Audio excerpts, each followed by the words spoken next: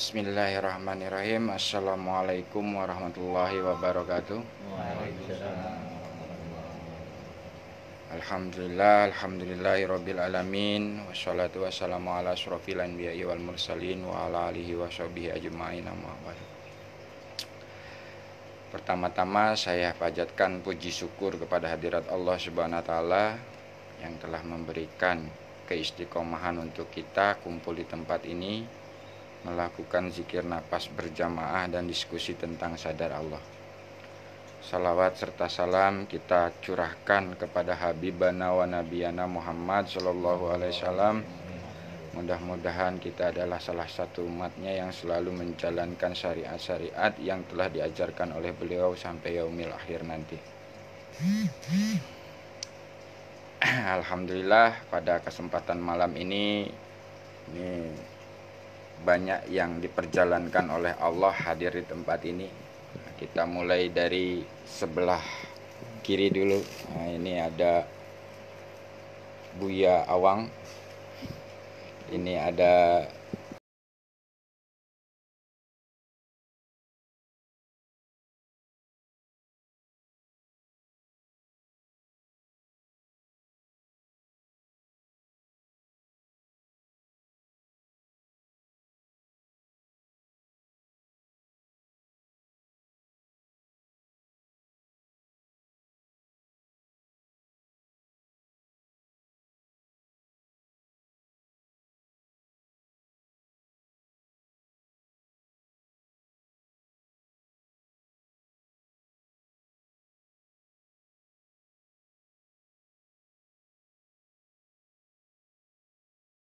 kita yang udah nggak asing lagi nih, Bang Rudi.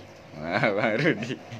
Nah, ini ada abang kita juga. Siapa bang namanya bang? Bang Toher. Paher. Oh iya Bang Paher, saya lupa kemarin ya WA Bang Paher ini.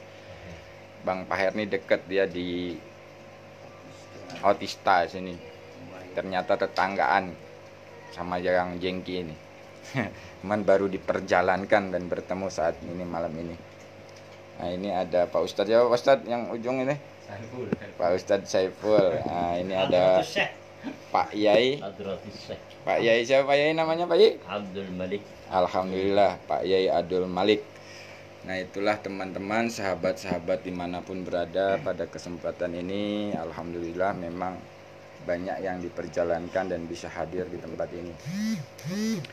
Pada malam ini kita membahas tema malam ini, yaitu memahami berserah total kepada Allah dalam kehidupan sehari-hari.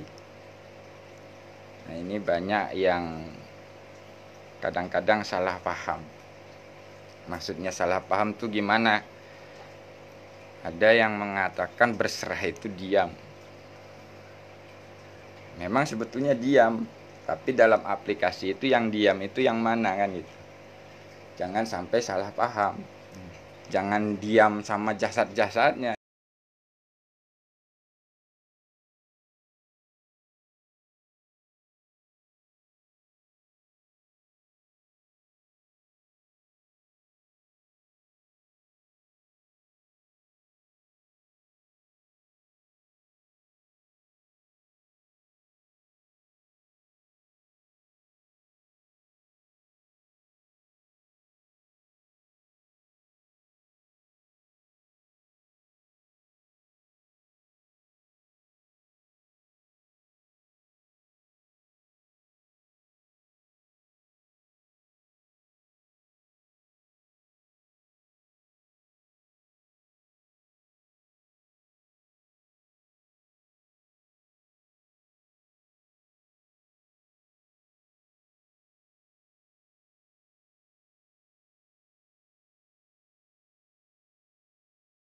Tapi tetap jasadnya menjalankan apa yang diperintahkan. Contoh, agar kita sama-sama paham ya Pak ya. Terkadang kan kita kalau ada masalah itu nggak pernah diam, langsung cari solusi kan. Usaha dulu ke sana kemari, ke sana kemari. Udah gagal baru tawakal kan gitu. Berserah. Itu pun nggak salah. Ya karena pemahamannya baru sampai di situ kan gitu. Dan kita pun tidak menyalahkan yang ikhtiar dulu baru tawakal. Nah, tapi di sini kita sama-sama belajar menyadari tadi, kalau jiwanya sudah sadar Allah, jadi tawakalnya itu bukan belakangan, Pak. Tapi depan, duluan berserahnya itu. Ada masalah lalu diserahkan lagi kepada Allah. Yang ngasih masalah ini Allah, yang bisa nyelesain ini Allah. Lalu tanya, apa perintahmu ya Allah yang harus aku lakukan? Nah, ini kesadaran yang bertanya, menggunakan kesadaran sehingga memahami perintahnya. Nah, begitu ada perintah, dia pasti akan berjalan mengikuti apa yang diperintahkan. Dan pola ini sama dengan para nabi yang sudah dia mengajarkan kepada kita. Para wali juga sama, polanya seperti itu. Dia berserah dulu jiwanya kepada Allah lalu menjalankan perintah. Nah, perintah itulah sebagai syariat. Jadi berserah kepada Allah itu bukan berarti tidak ada syariatnya. Syariatnya tetap ada, tapi sesuai dengan apa yang diperintahkan. Contoh Nabi Musa mau diserang Firaun tuh. Dia berserah kepada Allah, ya Allah, harus gimana nih? Diperintah lari kamu, lari ini. Umatnya kan nanya, ini ditolong Allah enggak? Ditolong, tapi perintahnya lari dulu. Depan laut, belakang musuh, nanya lagi, apa yang harus aku lakukan ya Allah? Pukulkan tongkatmu. Perintah, pukul, enggak pakai mikir lagi. Jalanin perintah doang. Kebuka ya.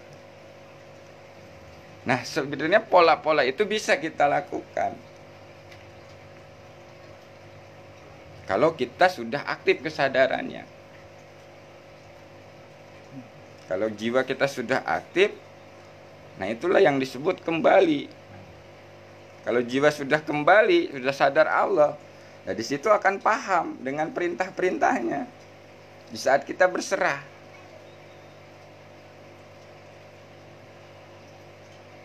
yang saya alami, saya berserah ya Allah. Awalnya nggak berserah nih. Jadi ceritanya waktu itu masih belum lunas cicilan motor. Saya doa dulu, ya Allah mudahkan rezeki saya untuk bayar motor. Amin. Dah, saya jalan usaha. Pinjam sini, pinjam sono.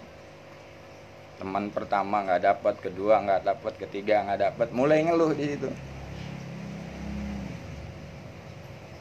Saya sudah doa, saya sudah usaha, kok nggak dikasih juga.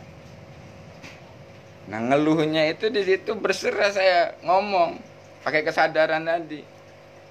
Kok gini ya Allah, nggak dikasih juga, berserah kamu. Pulang, begitu pulang saya berserah. Ya Allah, yang memudahkan aku berhutang ya Engkau. Yang bisa membayar hutangku ya Engkau juga ya Allah. Aku berserah kepadamu apa yang harus kulakukan ya Allah. Turun perintah, datang ke majelis.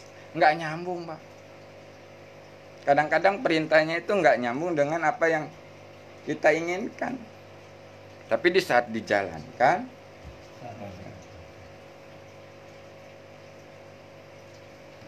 ya.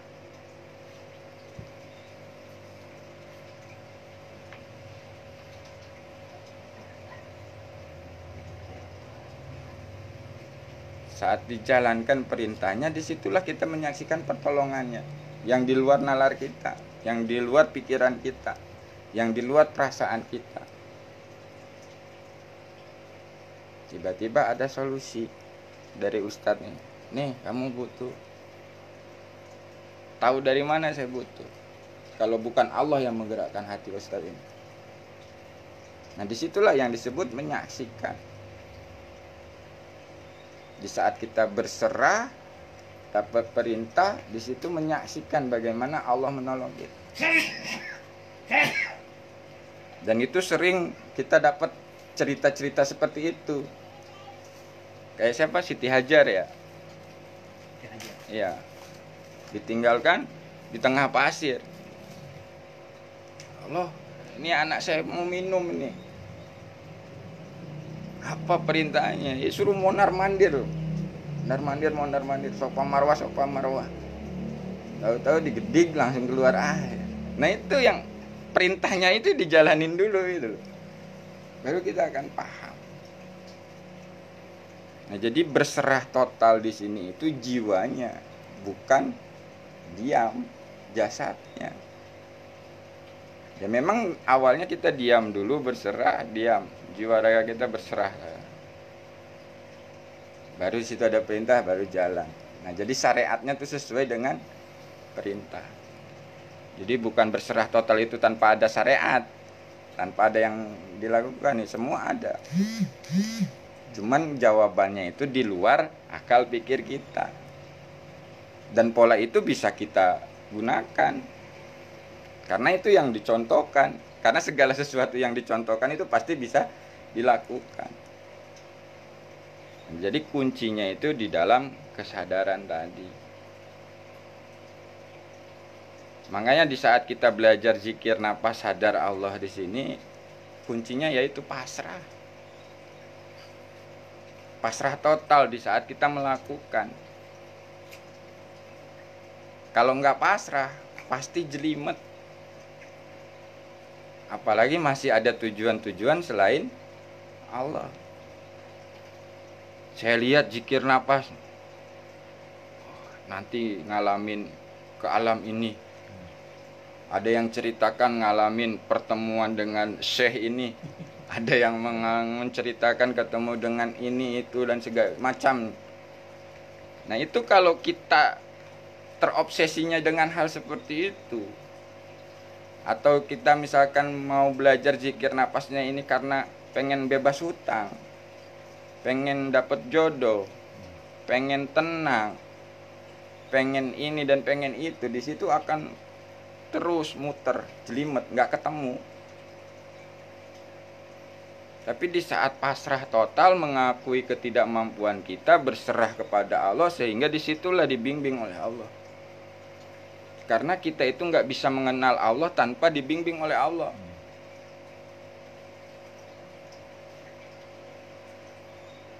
Nah, bimbingan ini kita akan pahami di saat memang sudah pasrah. Sudah mengakui kelemahan kita, ketidakberdayaan kita. Tapi kalau masih merasa bisa, merasa hebat, merasa punya ilmu, merasa punya ini, itu, di situ akan muter terus. Nggak ketemu-ketemu. Apa salah kalau misalkan zikir nafas ngalamin ini terus dapat ini dapat itu? Enggak salah. Itulah proses. Memang dalam proses itu beda-beda. Ada yang diprosesnya itu sampai 3 tahun, 4 tahun, 5 tahun untuk mengenal zatnya saja. Ada juga yang diprosesnya 3 hari, seminggu untuk mengenal zatnya saja. Tapi setelah itu kan ada kelanjutannya. Jadi ma'rifatullah itu mengenal Allah itu awal, Pak. Kadang-kadang kita tuh malah punya persepsi, pikiran, kalau sudah kenal Allah, ya sudah, berhenti. Justru awal itu. Awal apa? Awal hidup kita mengikuti kehendak-kehendak Allah. Sehingga hidup kita ini lebih terarah. Dan kita akan dipahamkan makna hidup itu apa. Dan tujuan hidup itu apa. Di saat kita sudah benar-benar berserah.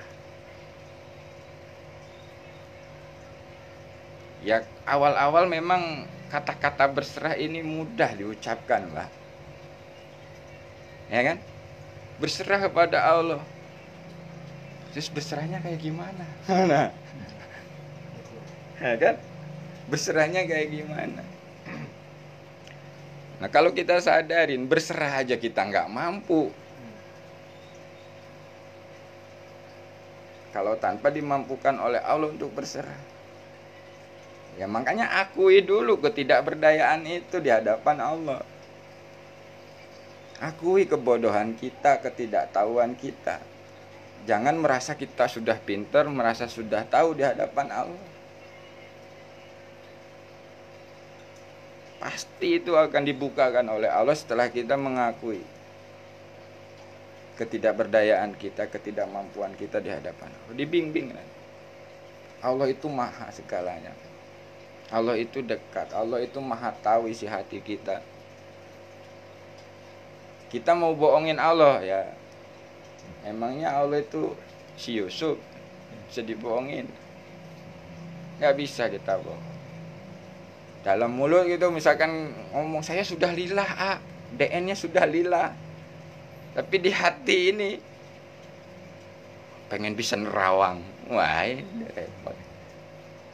Pengen tahu jin, pengen tahu alam gaib. Wah, udah masih tercampur-campur ini. Belum murni.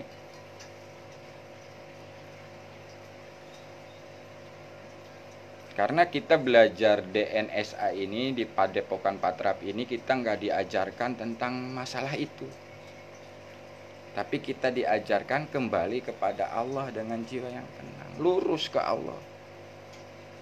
Kalau udah lurus ke Allah, nanti apapun dikasih ya diterima. Udah lurus, bisa ngelihat ini, ngelihat itu, ya terima, dikasih.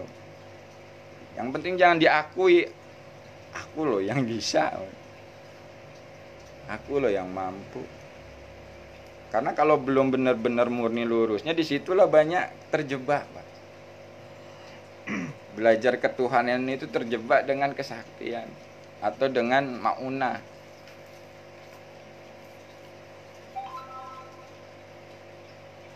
Kita sekarang mulai bertanya pada diri kita sendiri saja. Sebenarnya kita itu pengen kenal Allah, pengen kembali kepada Allah itu mau ngapain sih?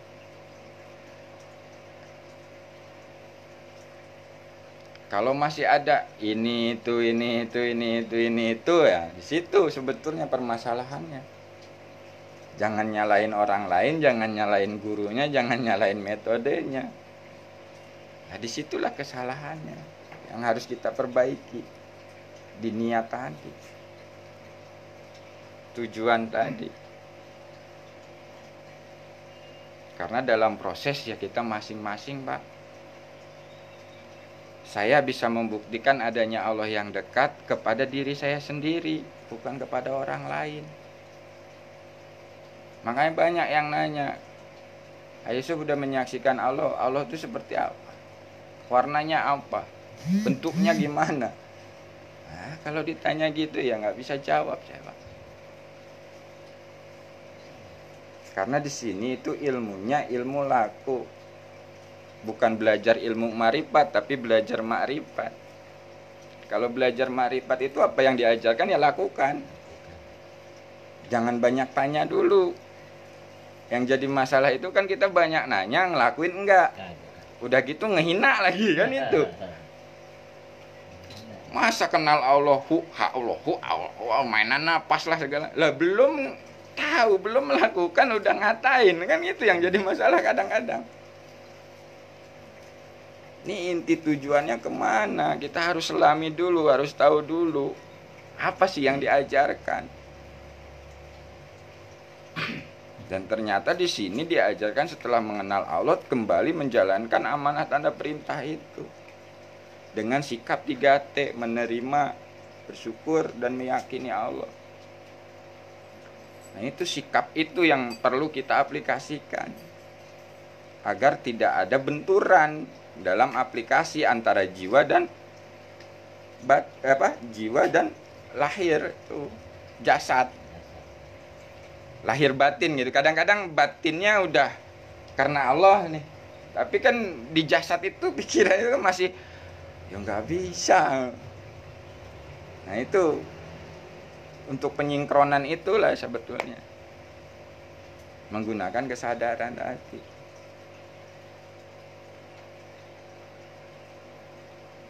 Kemarin aja ya itu diskusi panjang dengan salah satu jamaah juga. Diskusi panjang. Beliau mengatakan, saya sudah nyampe level 1, 2, 3, 4 sampai sigoh. itu udah nggak ada apa-apa, udah mentok dah. Oh gitu ya Pak. Iya. Itu di saat duduk timpu, tapi nggak diaplikasikan, akhirnya tetap bingung kan. Bingungnya kenapa? Ya saya udah doa nggak dikabul-kabul. Nah gimana ini urusan?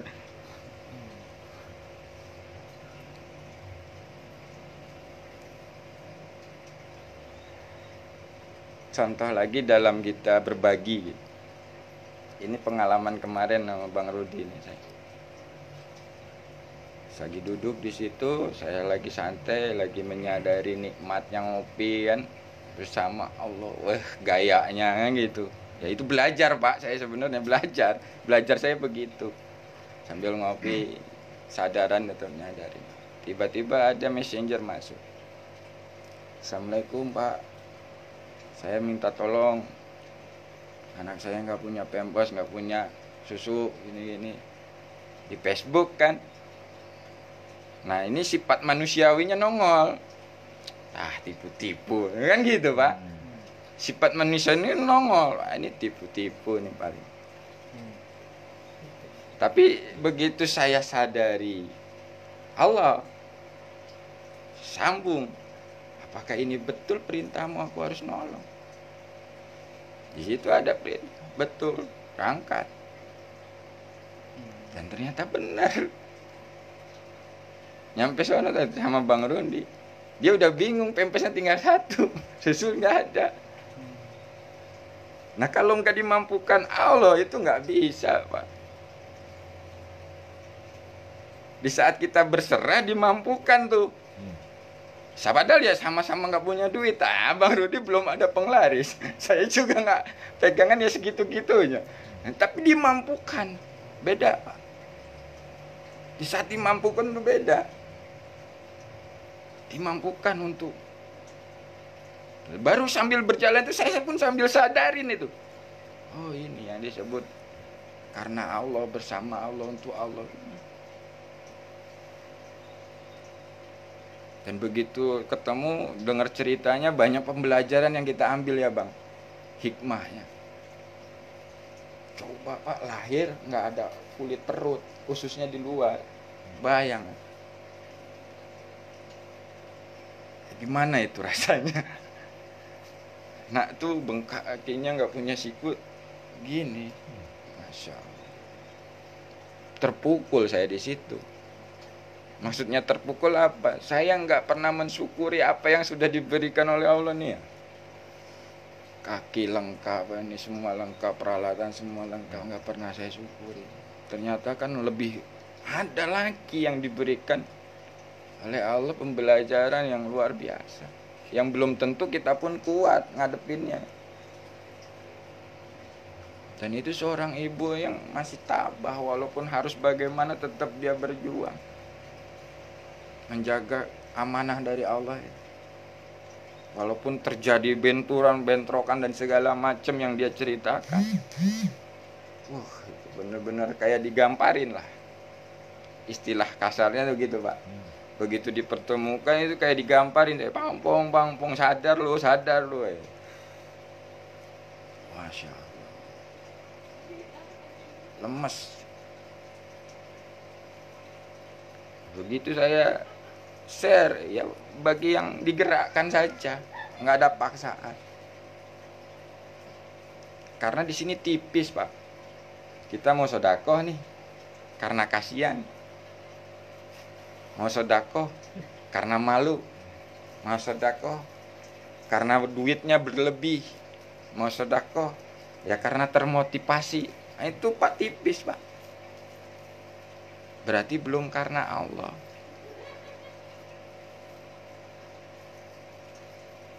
Itu yang harus kita sadari. Selama ini kita sedekah karena apa? Kita berbagi itu karena apa? Udah karena Allah belum? Kadang-kadang kita itu mulut karena Allah, tapi di hati tuh biar dipuji, biar dibilang baik hati, biar dibilang dermawan, biar dapat ucapan terima kasih. atas kebaikannya, padahal ya orang bisa baik kan nggak bisa baik sebenarnya. Kalau kita sadarin nggak bisa, nggak bisa. Nah makanya kemarin pas ngebahas kemelekatan pun sama, Pak. Kemelekatan duniawi, nggak ada yang bisa untuk melepaskan ikatan kemelekatan duniawi dalam hati itu, nggak ada yang bisa, terkecuali dimampukan. Nah, dimampukannya di saat apa? Jiwa kita sadar Allah. Dan di saat kita melepaskan ikatan keduniawian itu bukan berarti meninggalkan dunia. Jangan mentang-mentang suruh melepaskan ikatan dunia kagak kerja. Duit yang ada dibuangin misalnya. Istri tinggalin, anak dibalik. Wah, ini kacau. Pemahaman seperti itu. Tapi di sini dalam melepaskan keakuannya itu tadi, kemelekatannya dalam hati itu. Contoh misalkan di saat kita kerja, itu udah bukan nyari duit, tapi sadari menjalankan perintah Allah. Nah di saat kita sudah sadari menjalankan perintah Allah, begitu dapat duit, nggak ada lagi pengakuan dalam hati itu, kita yang nyari, kita yang kerja. Ini pemberian Allah. Nah itu yang harus ditanamkan. Maksudnya tuh kemelekatan pengakuannya itu, bukan duitnya dibuang nggak jelas. Ini nanti dikembalikan lagi kepada Allah. Maksudnya kembalikannya dengan kesadaran tadi, Pak. Begitu kita kasih anak istri, ya ini dari Allah, kembali ke Allah. Karena yang bisa memberikan nafkah itu ya Allah, bukan kita sebenarnya. Nah itu yang maksudnya melepaskan ikatan itu, pengakuan itu. Jiwanya itu selalu menyadari Allah lagi. Jadi tanpa ada pengakuan lagi. Emang bisa begitu? Ya bisa pas lagi dibisain mah. Cuman nggak selamanya kayak gitu. Karena apa? Saya pun ngalamin gitu.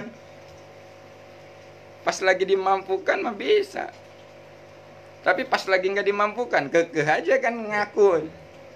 Duit gua nih, gua yang bisa ini, gua yang nyari ini.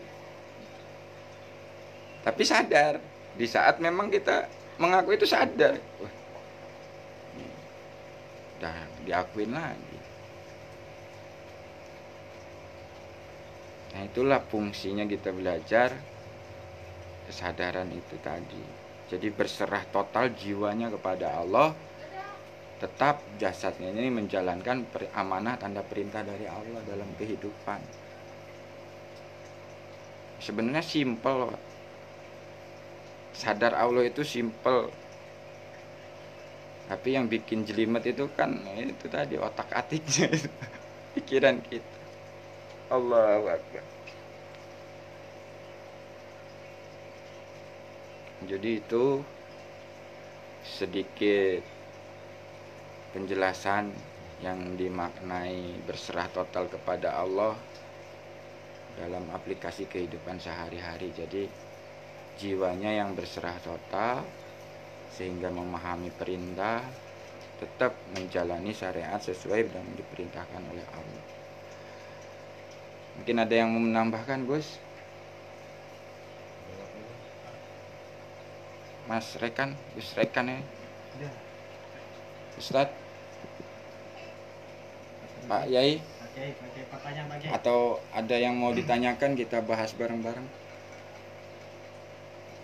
Masih full. Ada pertanyaan? Mas ya, ada yang mau disampaikan tambahan? Cukup. Tidak ada pertanyaan? Alhamdulillah, berarti sudah dipahamkan semua oleh Allah. Jadi inti dari belajar zikir nafas itu kembali kepada Allah dengan jiwa yang tenang. Kalau sudah kembali kepada Allah dengan jiwa yang tenang, apapun keadaannya yang kita alami dalam kehidupan akan tetap tenang. Walaupun kenyataannya kita dapat masalah, tapi jiwanya tetap tenang menghadapi masalah itu. Karena apa? Ya itu tadi, menyadari bersama Allah, karena Allah, untuk Allah. hidupku, ibadahku, matiku hanya untuk. Nah, aplikasinya itu.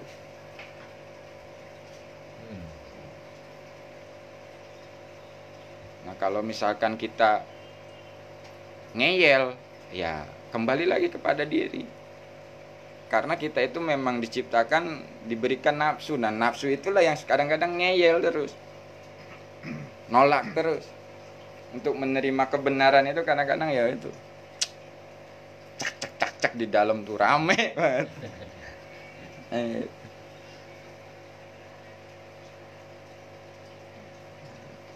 Tapi kalau kita sudah berserah, semuanya kita serahkan, ya sudah, dijalani aja sesuai perannya.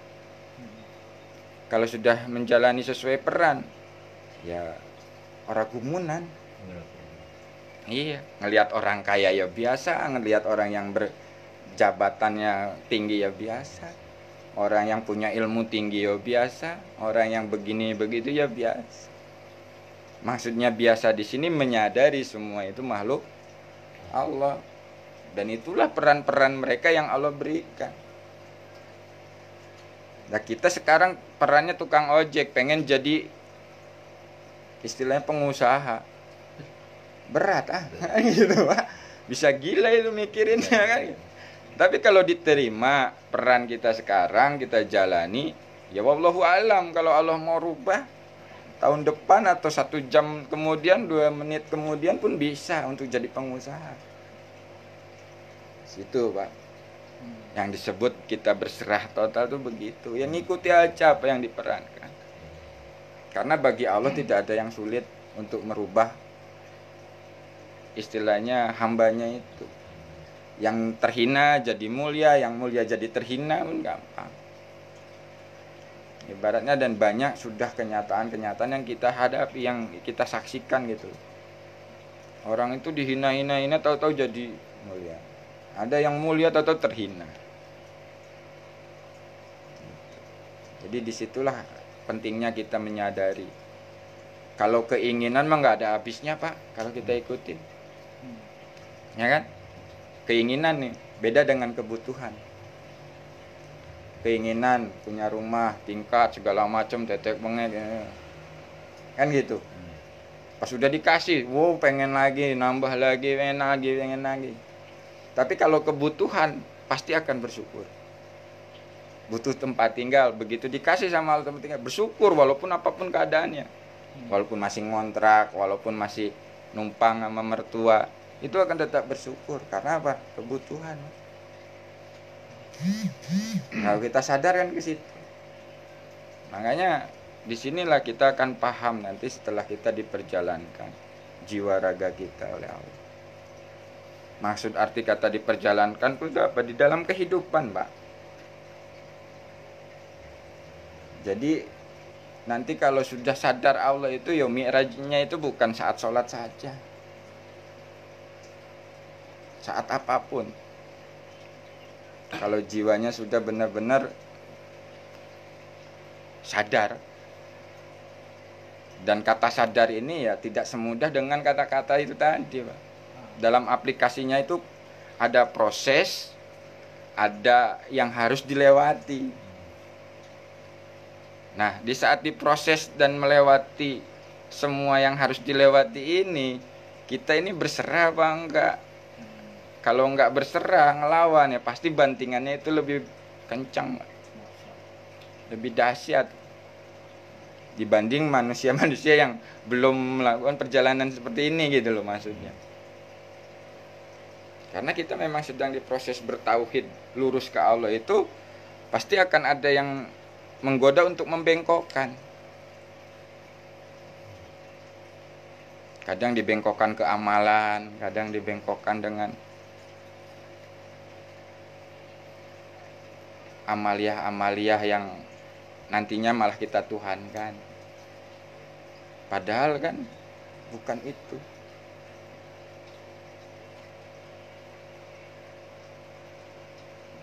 Puasa nah kan biasanya gitu, biar tambah mendekat ke Allah. Puasa nih berhari-hari, memang jos,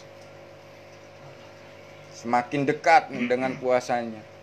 Tapi di sini pengakuannya itu tadi karena puasa. Nah, ini yang repot.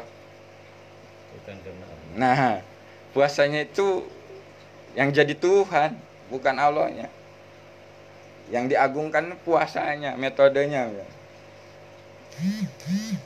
Itu di situ banyak yang terjebak juga. Ya memang prosesnya para nabi itu ada yang 40 hari di hutan, ada yang 40 hari di gua kan gitu. Nah, itu kan proses, tapi bukan berarti harus seperti itu. Kan gitu. Ya contoh-contoh itu memang ada yang nekat, Pak, melakukan. Ya untuk pembuktian sebenarnya. Memang di saat kita mau membuktikan Allah itu ada, Allah itu dekat, ya harus berani, nekat. Nekat membuktikan gitu. Dan banyak contoh-contoh yang sudah dialami. Termasuk Gus Rekan ini pembuktiannya luar biasa. Wah, ya, luar biasa. Saya penyaksinya, soalnya saya menyaksikan juga, ikut menyaksikan proses beliau.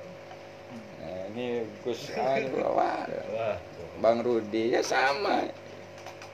Kalau sesama pejalan itu pasti paham. Jadi begitu menyaksikan, nah, Bang Nardi ya sama. Saya nyaksiin. Oh, ini.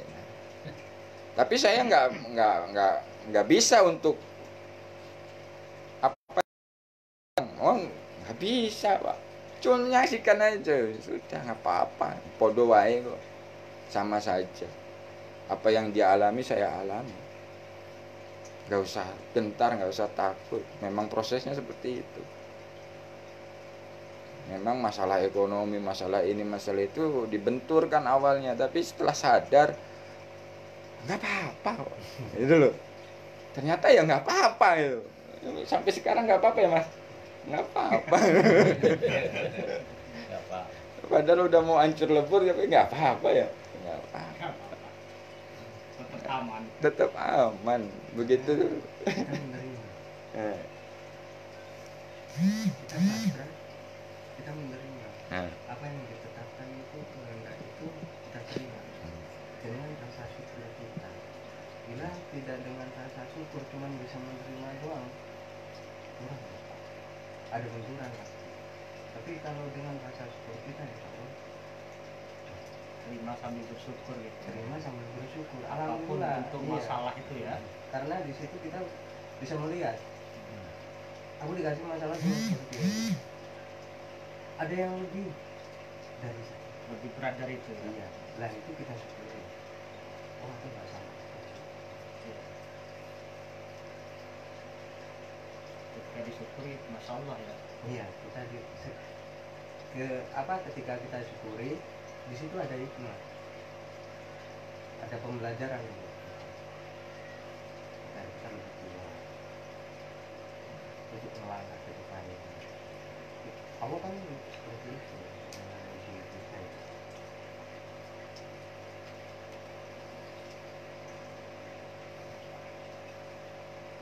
ada yang nambahin lagi sebelum kita melakukan DN?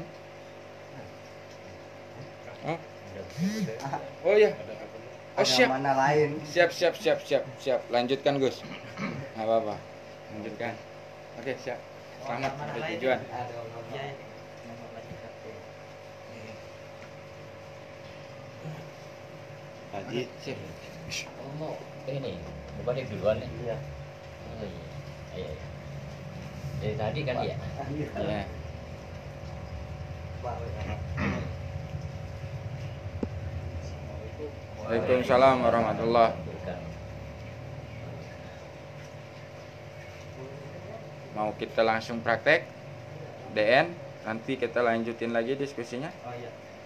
Biar nanti takutnya ada yang punya amanah yang lain, biar bisa melanjutkan amanahnya. Jadi nggak perlu dipaksakan. Kalau di sini kapan aja memang masih ada urusan, silahkan ambil posisi yang nyaman, yang rileks.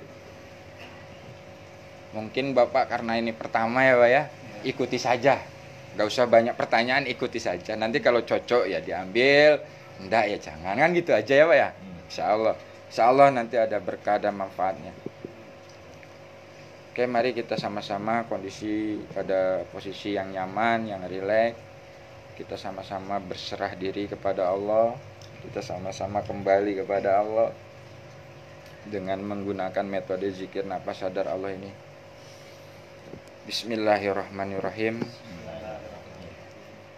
Sebelum kita melakukan zikir nafas ini, kita lakukan dulu seperti biasa, yaitu penyerahan agar jiwa kita itu kembali kepada Allahnya enggak berat.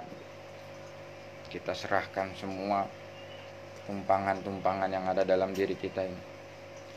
Bapak-bapak cukup mengikuti apa yang saya ucapkan. Nanti kita sama-sama melakukan penyerahan ini. Bismillahirrahmanirrahim. Ya Allah, kuserahkan jiwa dan ragaku ini. Ya Allah, kuserahkan anak dan istriku ini. Ya Allah, kuserahkan semua harta-hartaku ini. Ya Allah, kuserahkan semua ilmu-ilmuku ini. Ya Allah, kuserahkan semua guru-guruku ini. Ya Allah, kuserahkan segala permasalahan dalam hidupku ini. Ya Allah, kuserahkan segala penyakit yang ada di dalam jiwa dan ragaku ini.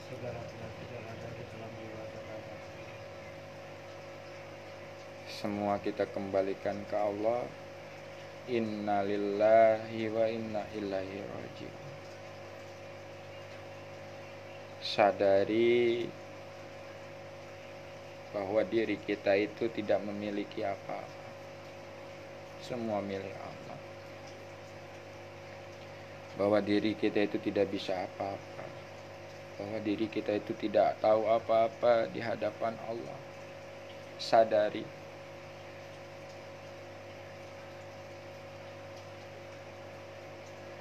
Menyadari itu tidak mengakui.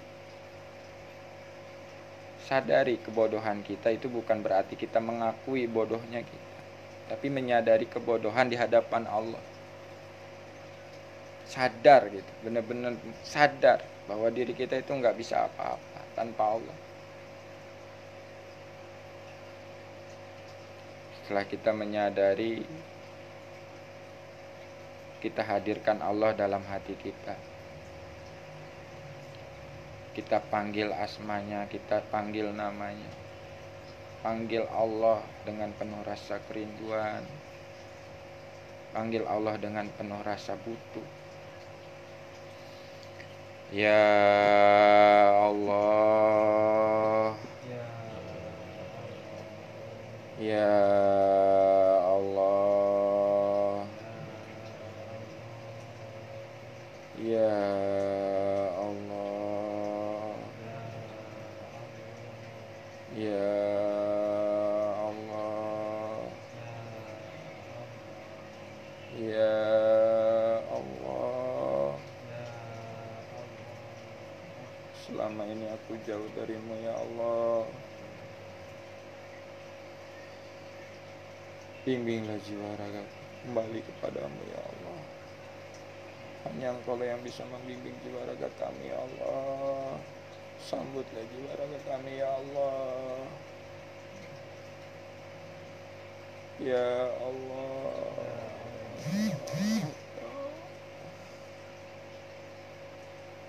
Ya Allah.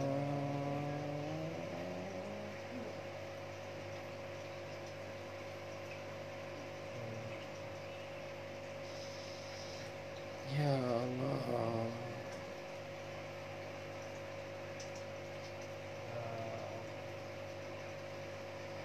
Ya Allah.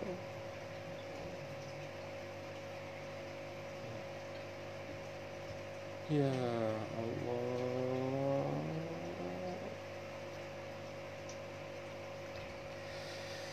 Kita istighfar di hadapan Allah.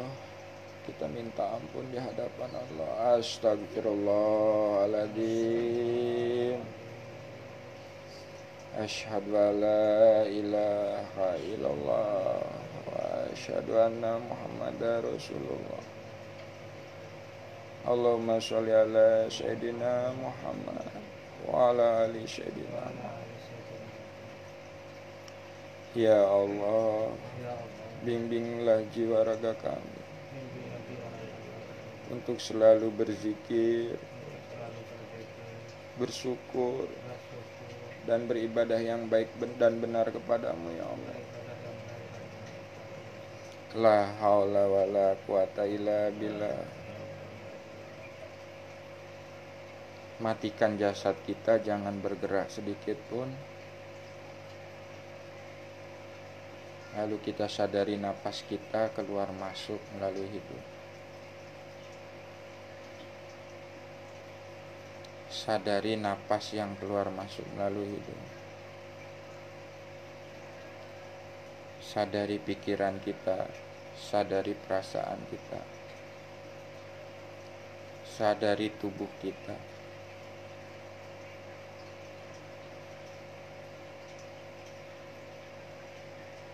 Setelah kita menyadari tubuh kita, kita sadari jiwa kita.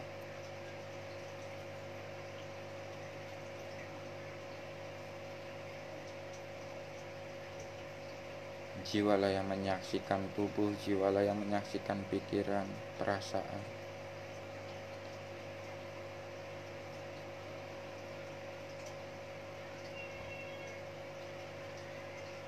Setelah jiwa kita sadar,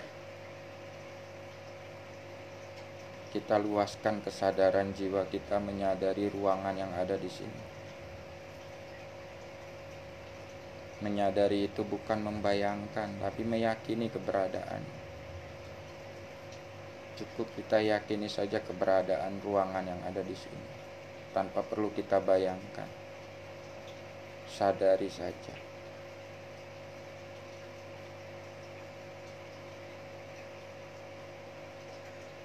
Kita luaskan lagi kesadaran jiwa kita menyadari alam semesta, menyadari bintang-bintang, galaksi-galaksi, sampai menyadari alam semesta yang tiada batas.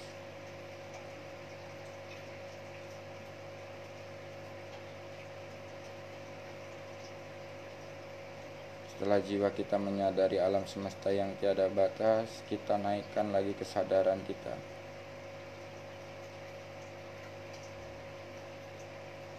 Menyadari Allah yang laisa kamislihi di sebalik alam semesta.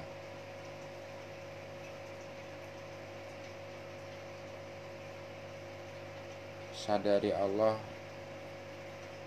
di sebalik alam semesta.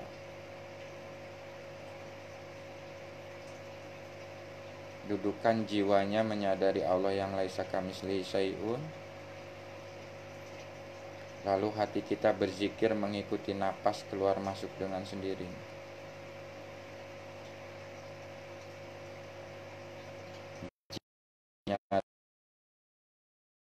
Hati kita berzikir.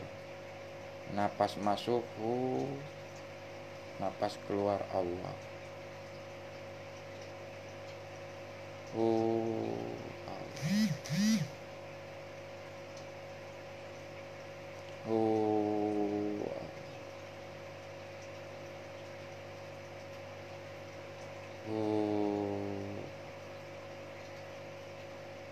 Jiwanya menyadari Allah, hatinya berzikir.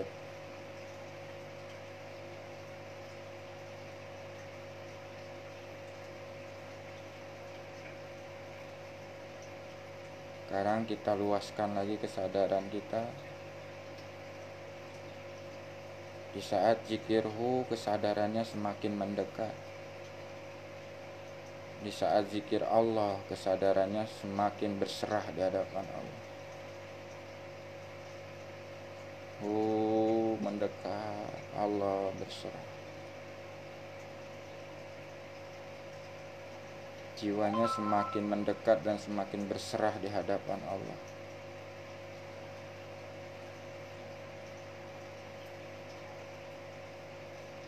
Sampai benar-benar jiwanya menyadari ketiadaan, masuk dalam panah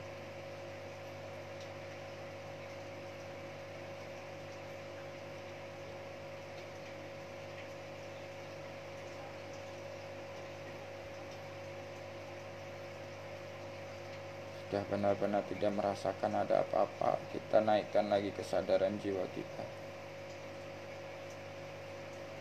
Di saat zikirhu, kesadaran jiwa kita menyadari yang ada hanya Allah. Di saat zikir Allah, kesadaran jiwa kita menyadari yang ada hanya kekuatan Allah.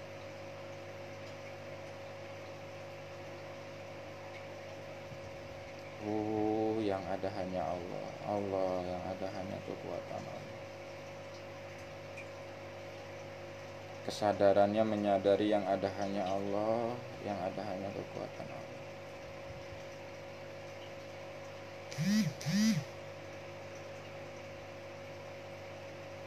Sampai benar-benar kesadarannya menyadari yang ada hanya kekuatan Allah. Dan masuk ke dalam kekuatan Allah, Sibghatullah.